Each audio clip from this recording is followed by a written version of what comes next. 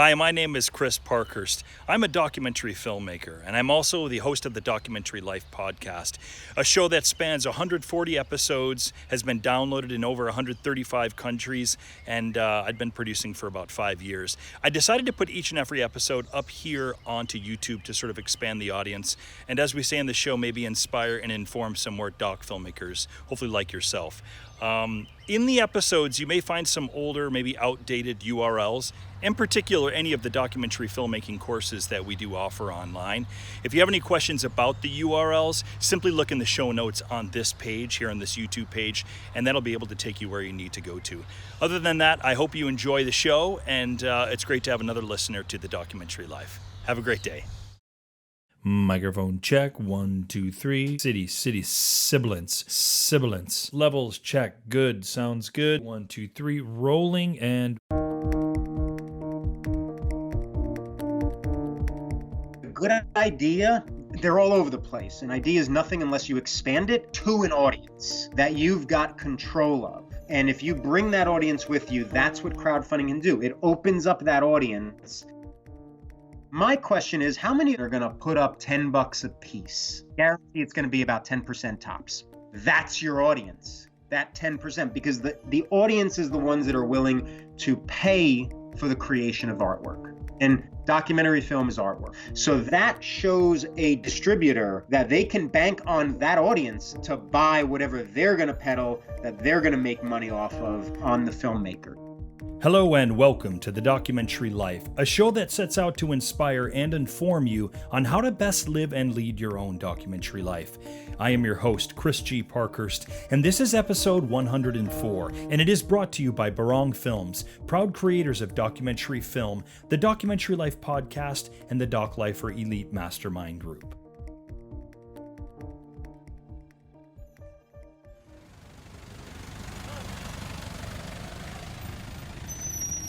It is around 8 in the morning and we've just finished up our breakfast in the town of Prekaba, which is located in the province of Takeo, a province often referred to as the cradle of Cambodian civilization, as several pre-Angkorian sites were erected there between the 5th and 8th century.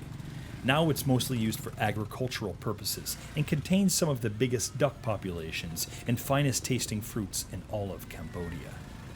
It also happens to be where we will first officially begin filming again on our doc project, Elvis of Cambodia. For it is outside of this town in a small commune called Chumnik, where we will be filming Cambodian radio DJ, YouTube sensation, and writer Seng Dara. He and his family will all be celebrating the Chinese New Year. Seng Dara is a well-known Phnom Penh celebrity who is a self-professed expert on, among other things, Cambodian music and cinema. In particular, he has an extraordinary love for Sin Si Samut, the most famous of all Cambodian singers, and someone who just so happens to be at the heart of our film. I am accompanied by friend and colleague, a yogi, photographer, and drone operator extraordinaire, a French-Iranian by the name of Patrick Feruzian, who I've known since around the time that we started this project, when I first randomly, although I've since learned there are a few things in life that are completely random, especially when it comes to your doc passion projects. When I came across his Vimeo account and was taken by his extraordinary aerials of parts of Cambodia that I had never really seen so strikingly from that vantage point. I reached out to him and he quickly responded to me, and we took up some correspondence and I told him about our current doc project. And he allowed me to use some of his drone footage for a fundraising party that we'd held in Portland, Oregon, the summer before leaving for first filming in Cambodia. Which is the sort of thing I would come to know about Patrick. He was not only a passionate person who enjoyed delving into photography and doc filmmaking, but he was a very generous and genuine person. But how else to best describe this man? Well, I suppose I could paint a picture of when we first met in the flesh, which was back in 2014, and Steph, Flynn, and I had been living in Cambodia for a couple of months. I think at the time, Patrick had just started renting his place up in Siem Reap, where the famous Angkor temples are located, and he was coming through Phnom Penh on some business, and he was meeting up with me at a nice little Indonesian spot near the Russian market. When he first walked in, I didn't recognize him. The only photos that I'd been able to find of him were on a LinkedIn page that he had, and it was of some smartly dressed fellow, maybe in his 30s, and he was instructing a room full of people. If you looked at his resume, he had many years in impressive positions in very cool locations working in the tech industry. But what I saw walk into the cafe that day was far removed from the suit-wearing, closely cropped haircut tech industry man that I'd seen on the internet. In strode a just slightly hunched over man, maybe in his mid to late 40s, wearing a t-shirt and mid-length loose pants and sandals. And he wore a large square backpack, which is how I guessed that it was probably him, since it looked to me that there could be drone or camera gear in that bag. He walked right over and introduced himself to me. Hey, Soksabaybang, you must be Chris. He had a particular energy about himself, this man from France and Iran, who I would learn had spent several years working in the tech industry in California, then China, until he could take the tech industry no longer, and decided to move on from that life, and had been traveling and volunteering and learning the craft of photography and now filmmaking for a number of years. Which brings us back to Prekaba, where we've been unsuccessful in our attempts to find a tuk-tuk or taxi that will take us to Chumnik village to film with Sang Dara and his family, which, by the way, in itself is a very extraordinary thing, that we couldn't find a tuk-tuk or a taxi in a town in Cambodia. I'm not sure that I'd ever experienced that sort of thing, to be honest. Generally, if you needed to be taken somewhere, you just found your way to the town center or a market, and you could find where all of the tuk-tuks, motos, or taxis were located. And there were none that would take us anywhere. Apparently there wasn't that much of a need for a taxi or tuk-tuk service in town. Even the few that we actually saw driving through town couldn't be convinced to take us into Chumnik. After all, they were busy. It was Chinese New Year. And so this is how we ended up back at our guest house talking to the owner, a Chinese Cambodian in his late 30s who spoke a bit of English. And between Patrick and I, we could fashion enough Khmer language to bridge any gap in his English. And we asked him about taxis and tuk-tuks in town. He just shook his head, and he told us what we'd already discovered for ourselves. There was no such thing in the town. Which was about the time that we spotted his older white Toyota Camry under the makeshift garage.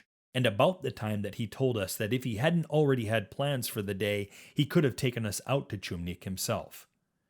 Which was when Patrick's eyes lit up and he looked over at me. I immediately knew what he was thinking, because I was thinking the same thing.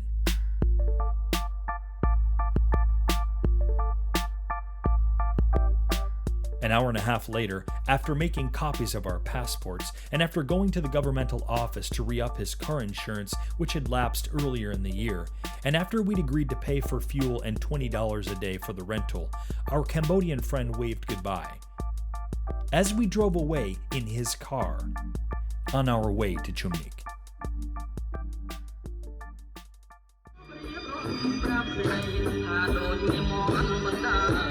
It is now just after an amazing lunch that the Sang family has put on for the new year.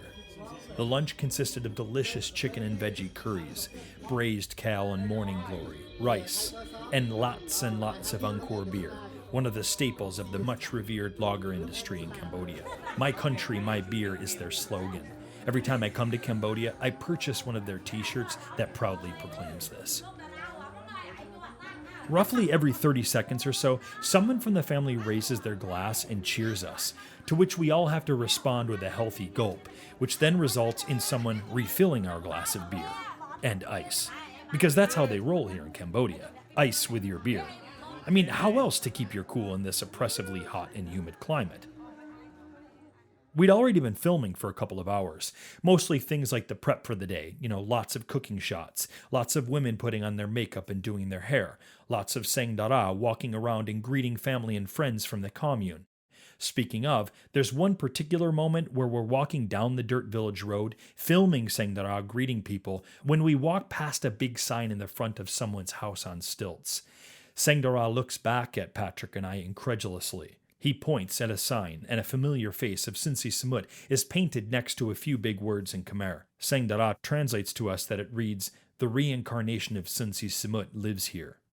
Two things immediately enter my mind. One, I thought that Sang Dara was basically the reincarnate of Sinsi Samut, and two, how did Sang Dara not know that this reincarnation of Cambodian's most famous singer had been living roughly 1,000 meters from where he grew up? I made a mental note to make sure that we all return to this place later on and ask about this reincarnation. Anyhow, I digress. And I accept another cheers and gulp down a little more beer. And I look over at Patrick, who is already starting to dance with 3 of Sengdara's sisters, and I think to myself, damn it, we're still going to need to be able to film more this afternoon. Sengdara catches my eye, and he sees me glance over to my camera, which is off to the side. He smiles and responds by raising his glass to me. Don't worry, Mr. Chris. We will do more filming, and we will meet the second Sinsi Samut later. But now, we will make the big booms for Chinese New Year.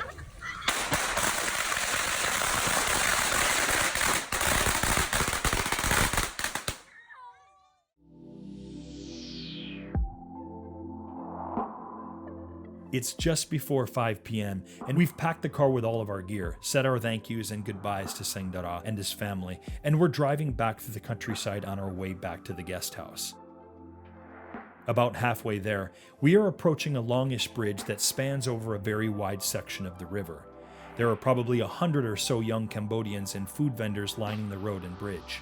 The little plastic tables and chairs are filled with people festively eating and drinking, oblivious to the thousands of mosquitoes descending upon them, and oblivious to the fact that they're basically in the middle of a road and bridge, hanging out and having a rocking good time. There was barely a lane to navigate the Camry through, and vehicles were seriously backed up at least a couple of 100 meters before the bridge. Which was when Patrick's eyes lit up, and he looked over at me. I immediately knew what he was thinking, because I was thinking the same thing.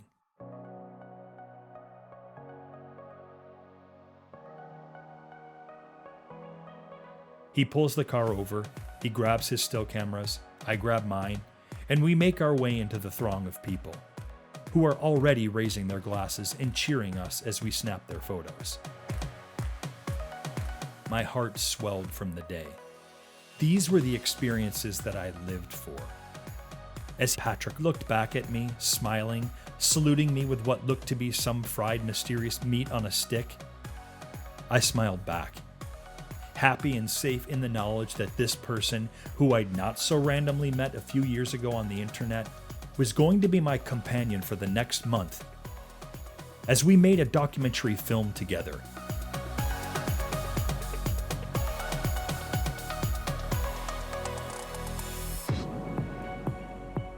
You have just listened to part 4 of our Chris in Cambodia series. To see some accompanying stills and video clips of the Chinese New Year's celebration in Chumnik, or if you need to catch up on any of the earlier episodes, all that you need to do is go to our website at thedocumentarylife.com. Next up on TDL, we'll hear from our latest Doc Lifer story, and then after that our conversation with a special documentary industry guest. That's all coming up next on The Documentary Life.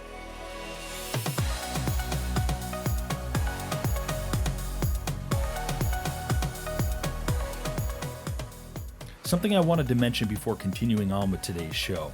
You've probably noticed that we're playing around with some pretty cool fresh sounds on this season of TDL.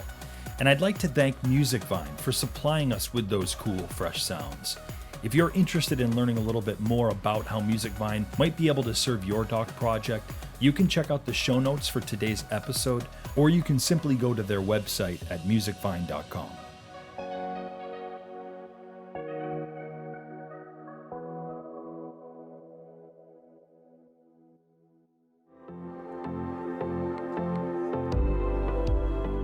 In the spirit of connectivity and togetherness of the documentary filmmaking world, which is the essence of why we started the TDL podcast, we are bringing you stories from doc lifers, doc filmmakers like you and I from around the world.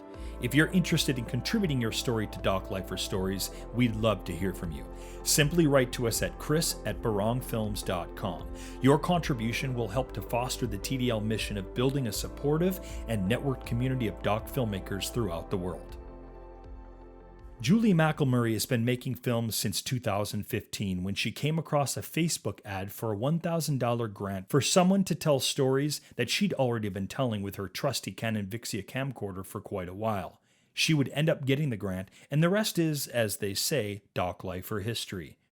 Steph and I know Julie from hosting a workshop at Julie's school in Charlotte, the Charlotte Unconventional Film School. Of course, she has been a listener of the program since the early days of the show. She is also an inspiring and active member of one of our masterminds, the Doc Lifer Elite Mastermind Group.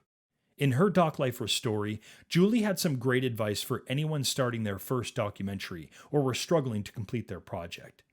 And it happens to be a topic that we certainly champion here on the show. Julie spoke of community, and this is what she had to say. If you are struggling to complete your film, reach out.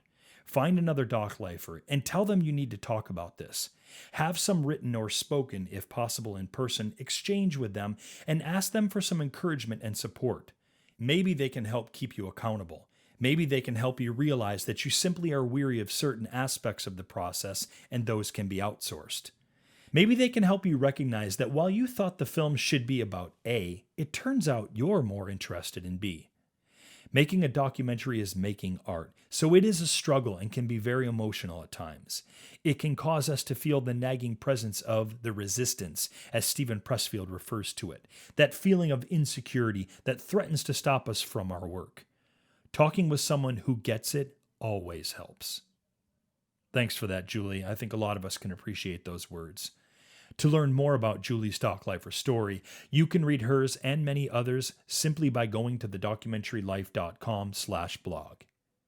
And we'd love to hear about your own Doc Lifer story, so please visit our website to learn how you might share yours with us, or you can always email us at stephanie@barongfilms.com and she will help you submit your story.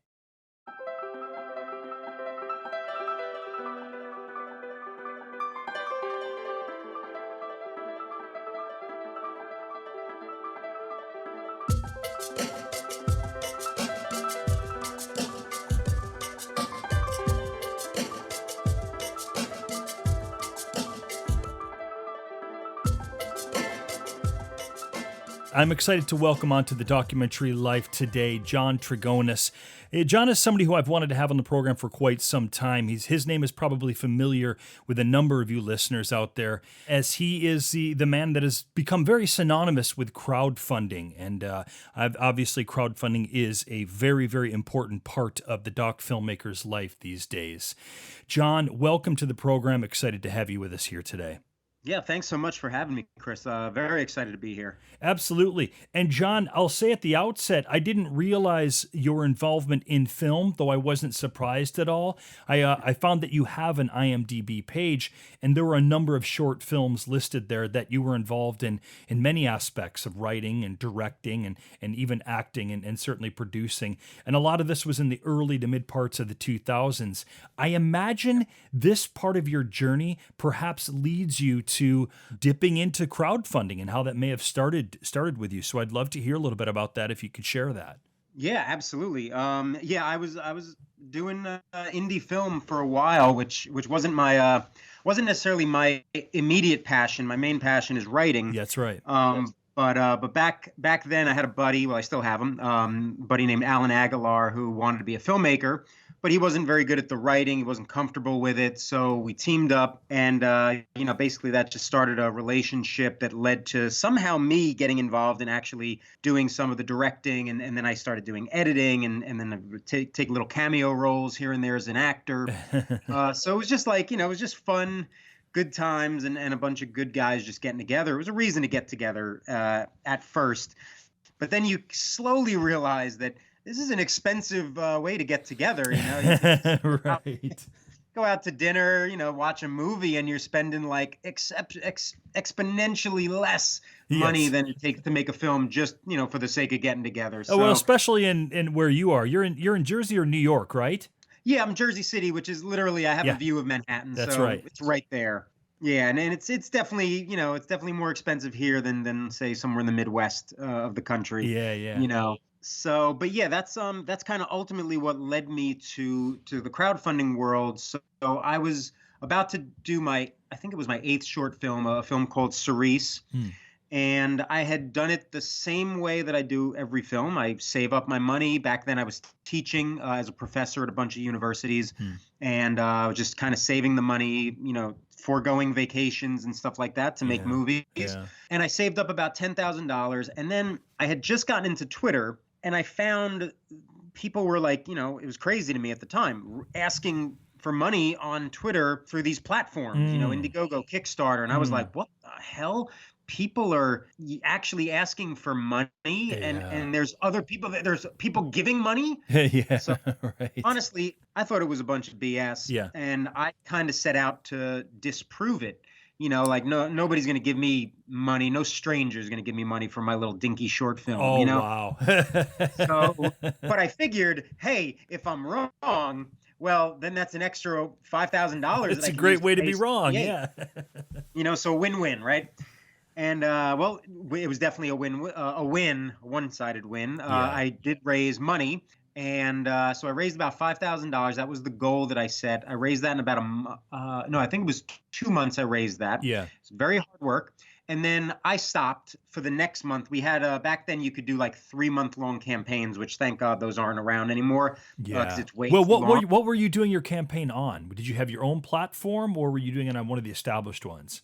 I did it on Indiegogo because my mentality was, hey, if I get 5,000, cool. If I get 1,000, cool. Yeah. And they have that option where you get to keep the money. That's right. Whatever you raise. So yeah, I did it on Indiegogo. Later on, I did a second series of what I called crusades for marketing money for the film. Yeah. And I did that on my own website through a PayPal button. And definitely that came with its own kind of issues. I raised a good amount of money, but it was just, platforms like Indiegogo, Kickstarter, Seed, and Spark, they're built for this stuff. So also play to the psychology factor of backers, where PayPal button on your website's just, a passive donation, active contribution and call to action. Mm-hmm. So yeah, but I ended up raising the 5,000, and then I didn't promote it all for the next month, and I somehow raised an additional $1,300 just by having the campaign up on Indiegogo, which again is the reason to use a platform. It's like they have access to a wider audience that we might not have access to. Right. And as long as you do your part, as you raise your money from your friends and family first, ultimately you kind of earn the merit you might get on in a newsletter, you might get on a homepage, and then that opens you up to a wider audience. And right. That's where crowdfunding really kind of works. Well, long story short, I didn't disprove it. I raised some money, and it was it was a really humbling experience because it taught me one of the most valuable lessons about crowdfunding, that it is not about the funding. It is about the crowd. And if you engage that crowd properly, they will give you everything, including their money.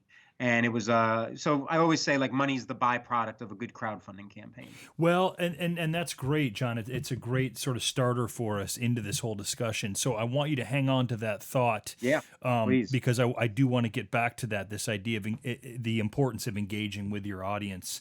I know the name. I know you, John Trigonis, initially from probably back in, I think it was 2014 or 15 when we ran our campaign for our current doc project, Elvis of Cambodia, and we decided to kind of throw caution to the wind. And at the time we were my wife and I were in Portland, Oregon, where I'd been living for years, and the biggest Cambodian American population in the U.S. is down in Long Beach, California, and we basically, kind of, like I said, threw caution to the wind and said, you know what, let's take the next 6 weeks, let's go down and base our operations down in Long Beach, and let's take and we'll put a 30-day campaign up on Kickstarter, and we'll get ourselves back to Cambodia to continue filming on the doc. And one of basically the Bible for that was your book, Crowdfunding for Filmmakers, The Way to a Successful Film Campaign. Now, at the time, John, there were a number of books out there. There were a number of YouTube videos that people were sharing. There were blogs that you could check. There were many ways to research crowdfunding campaigns. But this book, for whatever reason, and I don't know if it's because we had searched on the internet a bit and read some reviews, but it really sort of stood out as a potential a book for us to really have. And once we did, we used it every day throughout that campaign. And well, a tip of our hat to you, and a thank you 4 or 5 years later for that, by the way. Happy to say that we were successful in raising our $20,000, and your book was a big part of that. How and why did this book happen for you?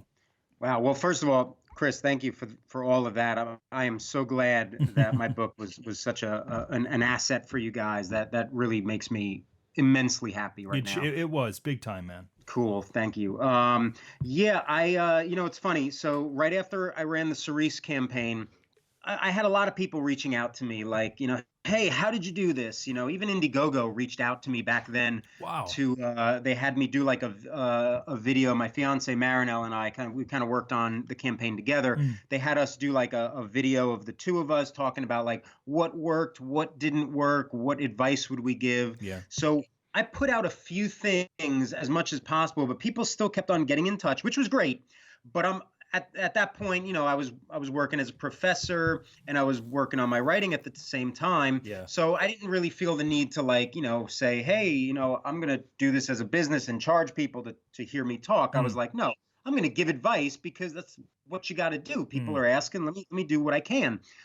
Because I didn't have to worry, I was like, I was surviving just fine. Yeah.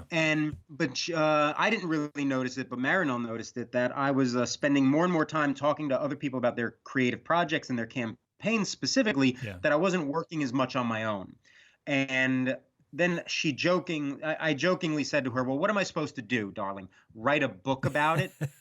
And then she looked at me dead serious in the face and said, yeah, why not? Yeah. What are you waiting for? Yeah, exactly. So I'm like, you know what? I never thought of it. So and then I decided, let me pitch the idea to, on Twitter. There happened to be like an agent following me, who a good friend of mine, Tyler Weaver, published with a company called Focal Press. Of course. Reach out to this person. Yeah. And since she's following me, and see if they're interested in the idea of a book on crowdfunding for film specifically. Yeah. I reached out. They definitely were. She gave me and this is through Twitter, which is why I love Twitter so much, even now to a point. Back then it was different. That's right. But she sent me like an email address, said, reach out to this. This is our editor in chief, send him the proposal. So I wrote the proposal, sent it to him. And they got back to me kind of right away, but they said they want to do a little bit of research. Sure. And in my head, it was like, all we got to do is just go on just Google crowdfunding one time, and you'll see that this is going to be the big thing. Yeah. And this was 2011, so it wasn't just hitting. So then I decided to go directly to their competition, Michael Weesey Productions. Of course, and we've had Michael on the program. Oh yeah, those guys, they're all great. Ken and Michael, I mean, I constantly thank them for giving me the chance to do this and believing in this book, because literally like within a week, within a day, me and Ken got on the phone and I basically didn't realize that I was pitching him the book on the phone. Wow. I thought I was having a conversation. Yeah. And then within the end of that week, I had a signed contract, and started writing it. 6 months later, the book was done. And then I think it came out in, I want to say June of 2013, I think it came out. And then, and then from there, it just, kind of, it helped me because it freed me up, but I still had to like be the crowdfunding guy on Twitter, on Facebook, all over promoting the book, and doing all that. But it was definitely a lot easier because now people had one volume, at least filmmakers, they had one volume where they could go. It was roughly inexpensive and they could learn everything they need to do. They don't have to spend a lot of time Googling. The only thing they'd have to Google is additional examples from the ones that I included in the book. Right. Because you always want to Google more and more recent stuff. So if the book's 2 years old, it's still relevant. The advice is totally relevant. Oh, yeah. But you want to look at the newer campaigns as well that a book just, we can't do. Now that you say that, I think that was the thing for us. There were a number of books about crowdfunding, perhaps even at that time, but this was clearly directly, it was crowdfunding for filmmakers. And so that, jumped off the page for us, obviously. Right. And that's the beauty of it. It's all for filmmakers. That being said, it's interesting, John. My sort of no empirical data behind me to support this feeling is that for whatever reason, doc films tend to be a little more successful in crowdfunding than perhaps feature narratives or shorts. And I don't know if this is true or not. This is just my gut feeling. Can you tell us a little bit about that? Is that true or not? Yeah, no, that's great. That's a great question. And I think it is true, just based on the current trends. Like right now, whatever you're looking at, whether you're looking at even Netflix and Hulu and Amazon, or you're looking at indie stuff, people are making more documentaries because the general public are more interested in real people Yeah. than they are fictionalized versions of real people. Yeah. Yeah. So I think that's playing a huge role in how successful they are. I went through my some of like my campaigns that I worked on in the past, from like Life Itself to the Deep Space Nine documentary, a couple of my favorite documentary Totally. ones. And even without like going through each one, it was kind of like I'm looking at how many there are as opposed to how many 100,000, let's say, just looking on the high end of numbers, campaigns that have raised in the hundreds of thousands. Yeah. There's definitely a lot more documentaries that have raised that kind of money than there are narrative films. Yeah. Yeah. Granted, narrative films, they'll get into the millions, but they're few and far between when they do. There's a handful of them still, maybe two handfuls, whereas I can at least count 15 to 25 documentaries that have raised 100,000 or more. And yes, it's just people want those real stories. And I think for backers especially, knowing that it's a real story, I think there's real people behind the making of this real story. There's this idea that you're going to learn something that you can take with you. Yes, we learned something from watching, The Shape of Water and all these great narrative films that have done really well. Yeah. Whether they're Hollywood or indie, it doesn't matter. We learned something, but we're not going to take it with us. We're going to take it to the dinner table. We're going to have a little quick discussion about the Avengers, and then we're going to move on with our day. Yeah, right, right. Documentary has that power to last and teach you something about being a human being. Yeah, spot on. We're talking about crowdfunding platforms here, and we had Emily Best of Seed and Spark on the program last year, and we've also done I've done some segments on Kickstarter since that's been my big experience in crowdfunding is a few runs on Kickstarter. Are Indiegogo, Kickstarter, and Seed and Spark, are those the big three crowdfunding platforms for filmmakers, or am I missing any that maybe we should know about? No, that's those are still the big three. Yeah. And again, I would say, like you're kind of not going to go wrong with any of them. It comes down to like what they offer that you can make use of, and I'm really talking about the tools that they offer. So you had Emily on. I mean, she's great. I've done a number of panels with her, and she's like one of my favorite people in the crowdfunding world. And between us, I don't have that many favorite people in the crowdfunding world because it's oversaturated and there's a lot of like experts and even platforms, but she's one of the few that truly knows and believes in the power of indie film and indie funding. So always have great things to say about her, and her platform Seed and Spark definitely has that nice tool where you can have you have the 80% green light, which is great. You don't have to hit 100%, but if you only get 20% and you're if you're on Indiegogo, say, then you walk away with 20%, but you might not be able to make the film now. Totally. And you've got to find the rest of that money. So now you're in a whole puddle of mud just to like figure out the next step. Whereas at least, Seed and Spark has understood, hey, if you get 80%, that's as good as 100. Yeah. And you're probably going to hit that 100. But they also have the great tool of the, I don't know if they still call it the wedding registry, but like where, you can put like, hey, I need a red camera, and somebody can actually say, I'll donate my red camera to you, and it adds into the amount raised. Which is great. But it's like really great tools that Seed and Spark has. Kickstarter has a few decent tools as well. But again, I always tell people, look, if you can't work with $10 less than your goal, then you got to go Kickstarter, because then there's no risks. There's very, very little risk. And if you're like me, a filmmaker who I can make a movie for $25,000, but I can make the same movie for $15,000. I just got to borrow, steal a bit more. Then Indiegogo is your platform. You're going to keep whatever you raise. And again, you don't get penalized for sometimes setting too high a goal because you misjudged things, your own network. That's right. Stuff like that. I mean, you shouldn't be penalized for it necessarily, Yeah, let's talk a little bit about misjudging things. I'd love to hear, can you give us maybe two or three common mistakes that maybe doc filmmakers who this is their first time they run a campaign, maybe what are 2 or 3 mistakes that you see come across that are common that don't have to happen? Totally. One of my favorite topics to talk about, honestly, because they're still getting made. You Right. know, and it's a tough thing, because we get close to our projects and we're like, oh no, that's not me. That's definitely not me. No, it's all of us. So, Right. without numbering them in order, because Yeah. they change, the order changes. One of the biggest mistakes, especially for doc filmmakers, is you have to have an audience. And this goes for any filmmaker, any artist doing anything in the creative field today. You are responsible now for building your own audience. Even when you go and get money from you get a grant money, you get all this other stuff. One of those questions on those forums is usually, what is your social networks? What is your audience like? What are you bringing to the table to make this, quote, a good investment for people, right?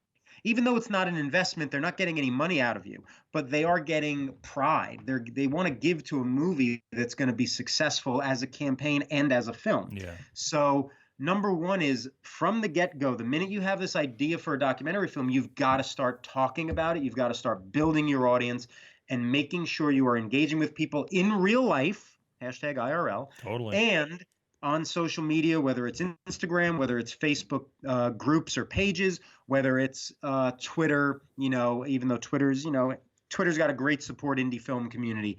So as long as you're tapping into that, there's a lot of great sharing that goes on there. But it's just all about talking about your project long before you actually crowdfund for it. And honestly, Chris, that's the hardest thing to do, because it's hard enough to talk about yourselves, but now you got to talk about this project that you don't really have anything you can share with it yet, but you have to tell people about it.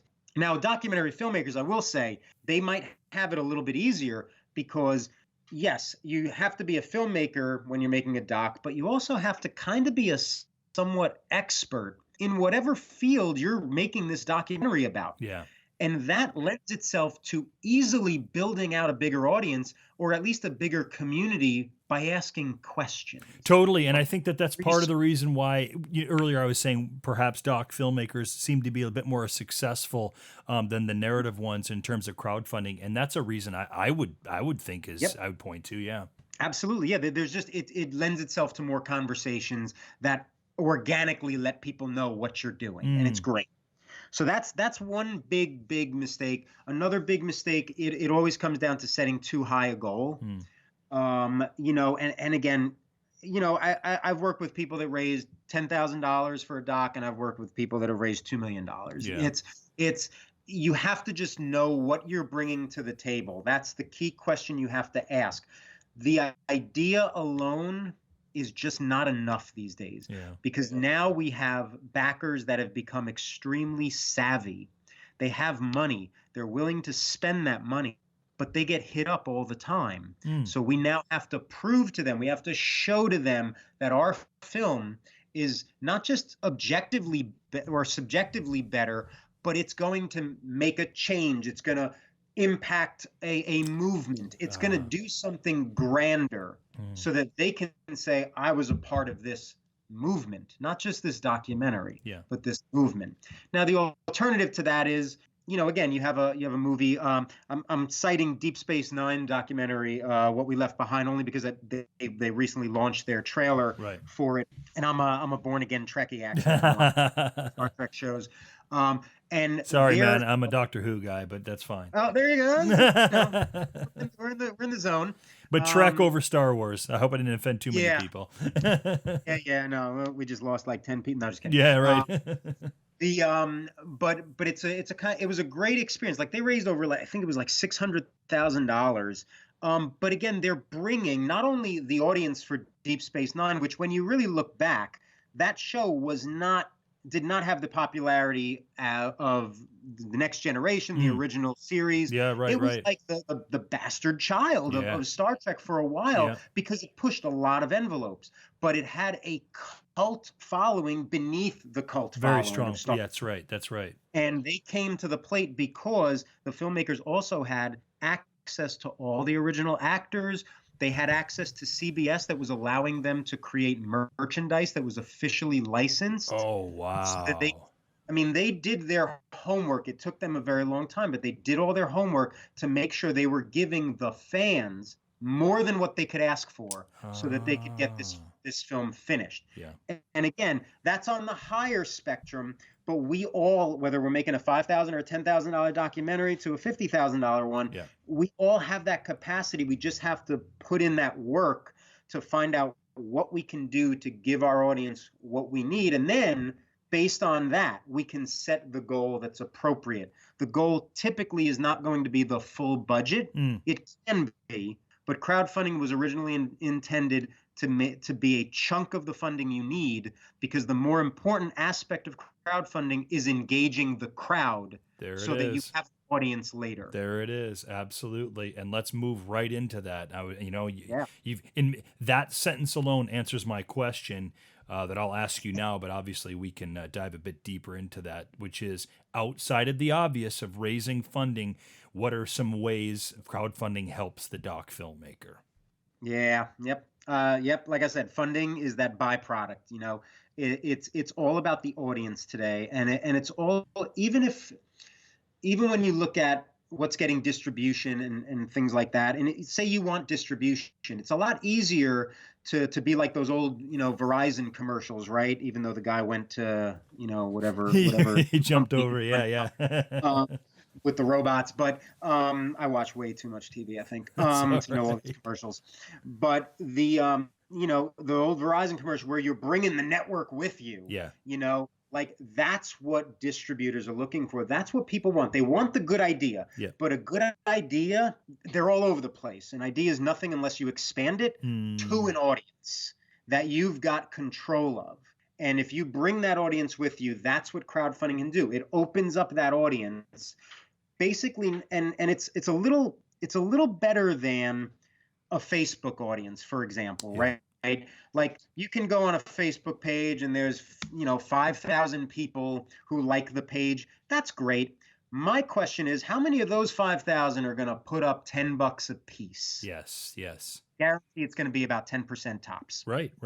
That's your audience. That 10%, because the audience is the ones that are willing to pay for the creation of artwork. Yeah. And documentary film is artwork. Film is artwork in general. So that shows a distributor that they can bank on that audience to buy whatever they're going to peddle, that they're going to make money off of on the filmmaker. You know what I mean? Bingo. Absolutely. So I think, absolutely. And again, distribution is still that big, undiscovered country, of how we crack it, because yes, it does open us up to a much wider audience, but we now have to kind of bring some of it to show that, hey, we're popular, we're the popular kids. And if you just believe in us and distribute this film, we'll be able to get more people into this clique of ours and liking this movie. And that's what all those studios and distributors want to see now. They want to see there's an audience pre-built in, and not just because it's a superhero film. Well, and it's one of the more sort of beautiful things that came out of our time in Long Beach, where we ran our Kickstarter campaign, was, yes, of course, we were able to raise some monies directly from the Cambodian American populace that's located down there. But because it's the biggest refugee population, Cambodian refugee population in the U.S., it also meant that it brought a big awareness to our project. And as we, it went above and beyond all expectations in terms of the awareness. And it was amazing how many people started to certainly follow us on the social media platforms, how many emails started coming in with people querying about our film subject, or saying that, we received many emails even back then for people that said, hey, if you're doing a film about this guy, my uncle lives in Cambodia, you should look him up. He's got some information for you. And it went one, chain after another. And that was all directly tied to running the crowdfunding campaign. There is no doubt. Absolutely. Yeah. That totally makes sense to me. Like, and then again, those people become serious evangelists for your film. Yes, like right there, you got team members, you've got like what I call in my book, the C team, right? The crowd team. They're backers, but they're willing to do more. And sometimes they're not even backers, but they're willing to do anything because they might not be able to put in some money, but they've got leads. They've got people that you should talk to and interview. Like that right there, that's the true power of crowdfunding. What's called crowdsourcing, really, which is like the big brother that without crowdsourcing, crowdfunding would not even exist today. Well, and again, this is all a part of engagement, right? And maybe you can share a couple of tips with us, John, as we get towards the latter part of this program. If you have a couple of tips in terms of maybe audience engagement or crowdsourcing, I'd love to hear it. Totally. First tip: comment on your social media posts. Whether it's on Twitter, whether it's on Instagram, if somebody is taking the time to write not one of those generic ones that you obviously know it's a bot, it says, awesome, heart, 15, little thing. You can tell that's somebody, who just got paid to click that. Or it's one of those communities. But I'm talking real people that they're taking the time to say like, hey, I really appreciated this. Comment back, say thank you. We really appreciate your time. Let them know that you appreciate them, because yes, if you don't do that, then you're just promoting, you're just sharing, and that's fine. That's step one. But step two, to really get deep into it, is to create the conversations that people want to have and be a part of those conversations. Even if you don't create them, be a part of those conversations. So again, you're doing a documentary on mental health and you're in all these Facebook groups. The one thing you need to be doing as the film is putting your opinions and your ideas and good articles into all of those conversations that are happening, so that these people see you and say, wow, this person really knows their stuff.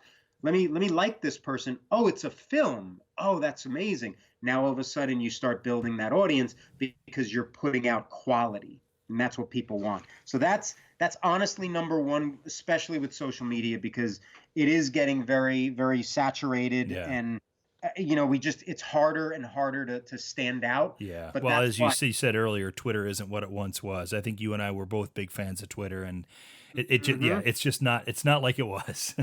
Yep. But it does leave room to go beneath the surface now. It does. Like all that surface is, the quick comments and this and that, but there are deep discussions. It's just finding them, engaging in them, and creating them. And that's the engagement level. I never care if somebody has 5 million followers.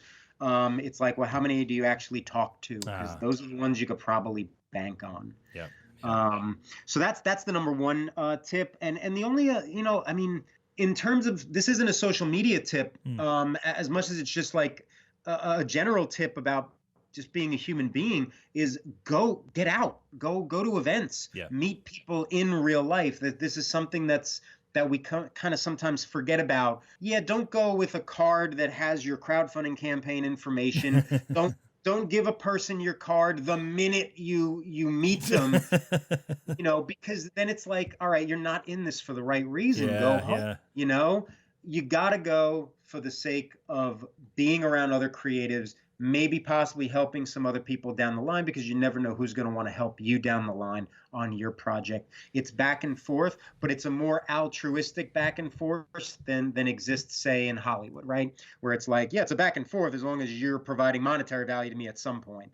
This is something different. It's something very special to the indie film community, and especially in the doc community. I've been to a few documentary film fests. One of my favorites is Sheffield Doc Fest. Oh yeah, I love Sheffield. I mean, they're just that community in particular. This community is something extra special. Like, I never saw that kind of support. Like, I would see the same faces at other people's screenings every screening I would go, and they have a film playing, but they're going to this person, and they're not expecting other people to constantly go to theirs when they have it, but they're just they want to be a part of the group, the conversation, crowd, and the community. Yeah, exactly. And I don't see that in narrative film as much as in documentary film. It's a beautiful thing. We have to nurture it. So those are two quick tips, I would say. One for social, one for off social. Beautiful, beautiful. John, you worked for years for Indiegogo. You've run some of you've been behind some of the more major filmmaking crowdfunding campaigns that have been out there. Of course, your book, Crowdfunding for Filmmakers, The Way to a Successful Film Campaign. John, as we wrap up this conversation, what, if anything, is one thing that perhaps I've left out of this conversation that you feel like, you know what, Chris, your doc filmmakers need to know this? What, if anything, would that be? It's a phrase that you probably might remember it from my book. It's a phrase that I kind of go back to a lot.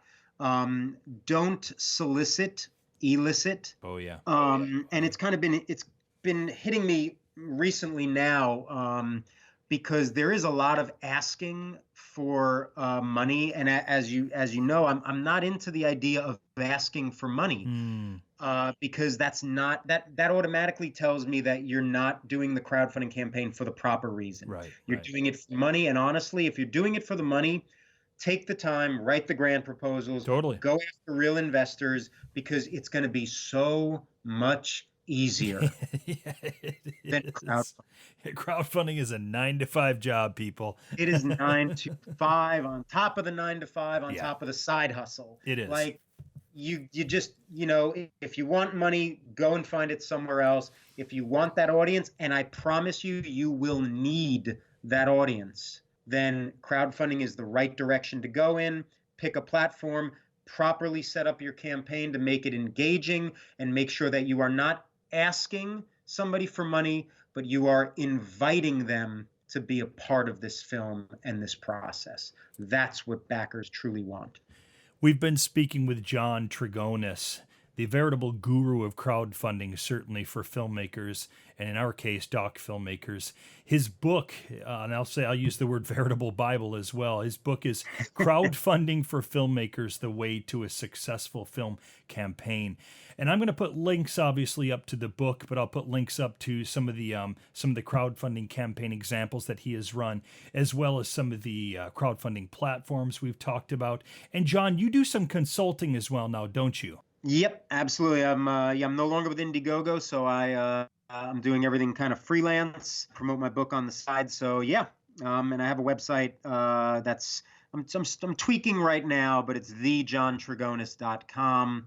And that has my consulting rates. It also has my films and campaigns that I've worked on and stuff like that. So it's basically everything you need to know about me is on that site. John, thank you so much for coming onto the program. Been wanting to have this conversation for a while, and it's been a delight. So thank you for coming onto the Documentary Life, man. Yeah, this was a pleasure. Thank you so much for having me. I appreciate it, and hopefully everybody takes some good stuff out of this. Absolutely. Thanks, man. Thanks again for listening to the show, and remember to like and subscribe to this channel. Also, remember, for any of the URLs that may or may not be outdated, and you want to get the most up-to-date information, perhaps for the documentary filmmaking courses, for the blog, for other episodes, just go ahead and check in the show notes below on this YouTube page, and that'll give you the correct URLs to use. Thanks again. Have a great day.